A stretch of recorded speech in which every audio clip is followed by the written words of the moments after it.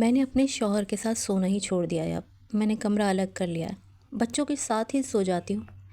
نہ ان کے آنے پہ اب تیار ہوتی ہوں، نہ لپسٹک لگاتی ہوں، نہ ہی بے قراری کی مسکراہٹ کے ساتھ ان کا استقبال کرتی ہوں۔ اور جس دن ان کی چھٹی ہوتی ہے نا، بس ایسے ہی گندی میلی پھرتی رہتی ہوں۔ نہ ان کے پاس بیٹھتی ہوں، نہ دل لگی کی دو باتیں کرتی ہوں، بلکہ کام میں مصروف ہی رہتی ہوں۔ بچے بڑے ہو رہے ہیں نا،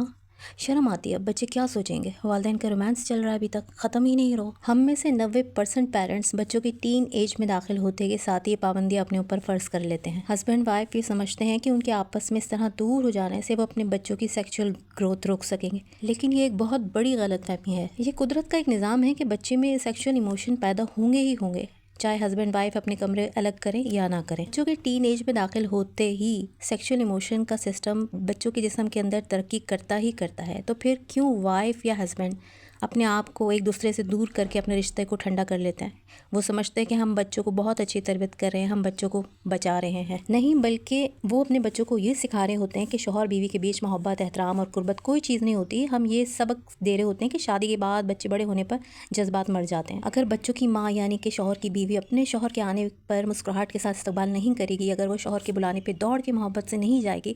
اگر ماں صاف ستھری خوشبودار نہیں رہے گی، بچوں کے پاپا گھر آ رہے ہیں واپسی میں یا چھٹی کا دن ہے پاپا کا، تو بچیاں کیا سیکھیں گی آپ کی؟ شوہر کے ساتھ کیسا سلوک ہونا چاہیے، اس کے گھر آنے پر یا گھر میں چھٹی ہونے کو کوئی ویلیو ہی نہیں دینی چاہیے۔ اور اگر شوہر اپنی بیوی کو عزت نہیں دے گا، محبت سے مسکرا کر بات نہیں کرے گا، تو بیٹے کیا سیکھیں گے کہ ہماری بیوی بس خدمت کے لیے ہوتی ہے؟ دین نے بھی کبھی یہ نہیں کہا کہ بیوی اپنے شوہر سے دور ہو جائے کہ جب بچے بڑے ہونے لگیں، اور نہ ہی شوہر اپنی بیوی سے دور ہو کے دینداری ثابت کرے، بلکہ حدیث میں آتا ہے کہ جب بیوی اپنے شوہر کے لیے خوشی سے تیار ہوتی ہے تو وہ اس مجاہد کی اجر کے برابر ہے جو سرحدوں پہ کھڑا حفاظت کر رہا ہے۔ اور جو شوہر اپنی بیوی کو پیار سے ایک نوالا کھلاتا ہے اپنے ہاتھ سے، تو اللہ تعالیٰ اس کا صدقے کا ثواب عطا فرماتے ہیں کہ یہ بچے جن کے لیے آپ اپنے جذبات کو مار رہے ہیں، یہ سب ایک نہ ایک دن اپنی دنیا کے رستے الگ کر لیں گے، ان کے اپنے سسرال ہوں گے، ان کے اپنی بچے، ان کی اپنی فیملی بن جائے گی۔ لیکن آپ ہسبینڈ وائف، آپ کا رشتہ کبھی ختم نہیں ہوگا۔ جب بچے آس پاس نہیں ہوں گے تب آپ ہی ہوں گے اکیلے ایک دوسرے کے سہارا بن کے، اس وقت جب جذبات آپ کے مر چکے ہوں گے اور صرف احساس اور احترام کا رشتہ رہ جائے گا۔ اس لیے آج ہی ان بڑھتے ہوئے بچوں کی خاطر اپنے رشتے کو ٹھنڈا ہونے سے بچائیں،